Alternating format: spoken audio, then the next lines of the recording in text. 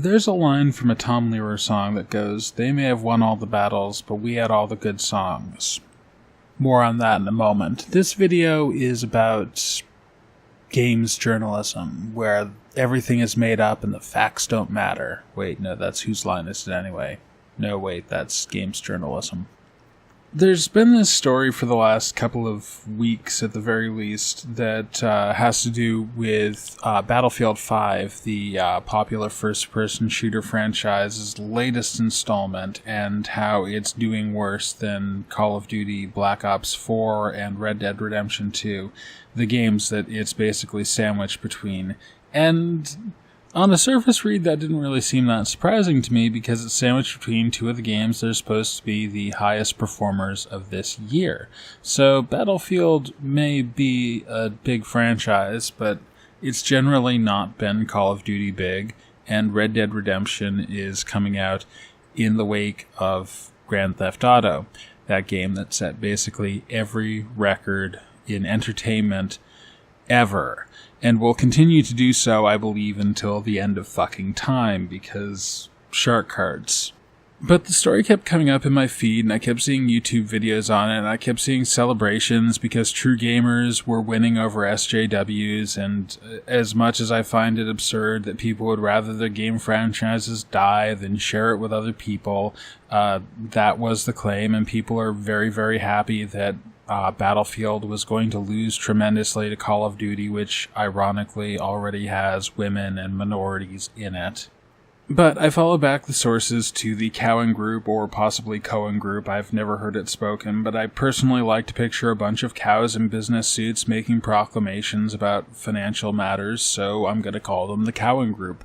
The Cowen group, basically in the part of the report that was quoted by the Wall Street Journal journalist who everyone had picked up on, basically said the same thing that I did. Because the game was sandwiched between two of the biggest hitters of the year, they expected it to underperform, and they compared it to another EA game that had done similarly. The game in question being Titanfall 2, a game which was evidently not a bad game. It was somewhat well regarded, at least, but didn't sell well because it was nestled between a couple of other really, really big games at the time, and I don't know, it was really off my radar because the first game I didn't find very fun, with the asymmetrical fights between, very, very squishy soldiers and giant robots. And I suppose it's fun when you're on the robot side, but it becomes less fun when, So basically, the people who had cited the article and were talking about how the SJWs had lost and were celebrating the fact that a franchise might actually go under because they didn't want to share their toys with girls. They cited this article, and they cited the Cowen group, but they basically ignored exactly why the Cowen group thought this was an issue. Now, I'm bringing this up currently because the news has come out very recently that Battlefield V is going to be moved. Its date is going to be moved, so it's launched a month-ish later, which puts it away from the two big Titan games that it was going to be squashed by. And it's interesting because the people who had been screeching about the SJWs ruining gaming and how this was a victory are still claiming victory, even though this is completely in line with what you would expect to happen if the Cowen group was correct and the cause of this wasn't because of SJWs ruining gaming, or because the market was so anti-SJW that this one game was tanking, even though Call of Duty World War II did the same thing the previous year and went on to be the biggest release of that year and had something like $500 million in sales in the first week or whatever. But somehow Battlefield hadn't managed to become that kind of titan, even though it had stuck to its guns and Call of Duty hadn't. What was I saying? Oh, right, how this is completely what you would expect if the market analysis was correct and the SJW claims were not, and yet they're still talking about victory over the SJWs because, because everything's made up and the facts don't matter.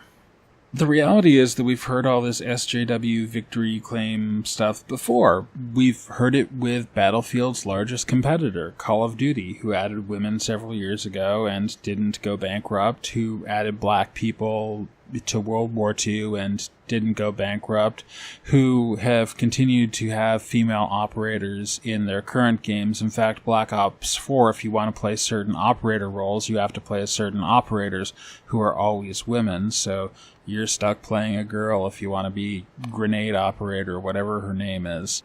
The reality is that despite repeated protests from the same people who are complaining about women in Battlefield and saying, get woke, go broke, over the years we have seen more and more diversity, more and more inclusion, especially in big AAA games. And we're going to continue to see that because the market really hasn't been hit by that sort of effect. Shooter sales have been generally down across the board because the FPS craze isn't quite what it used to be, which is kind of a shame because there are fun shooters out there. And while it's possible that the Cowen group is wrong, they've had solid predictions on EA properties in the past, and so there is some credibility to the notion that this comes down specifically to an issue of when the game was being launched. And while it's possible that EA may change its policy from here on in, the pattern in the market has been towards inclusion. So, as much as people want to talk about how this is a victory and a blow against SJWs and how true gamers are finally winning the day, reality doesn't seem to agree with that in any way, shape, or form. In other words, saying things like get woke, go broke don't seem to actually bear out in the real world, and they may be fun to say, but when you've lost every battle, is it really any consolation that at least you had all the good songs? Thanks for listening. Amaranth out.